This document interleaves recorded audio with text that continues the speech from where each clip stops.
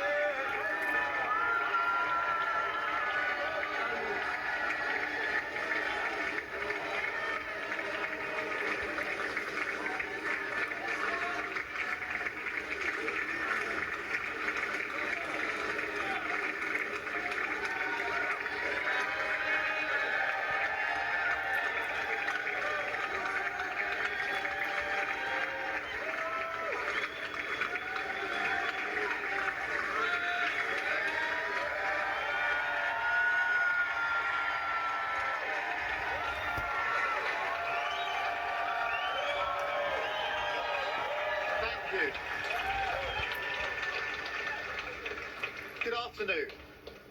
I have just returned from Buckingham Palace, where I accepted an invitation from His Majesty the King to form the next government of this great nation.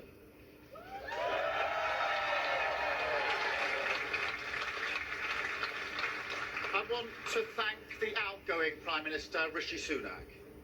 His achievement as the first British Asian Prime Minister of our country, the extra effort that will have required should not be underestimated by anyone. And we pay tribute to that today. And we also recognise the dedication and hard work he brought to his leadership.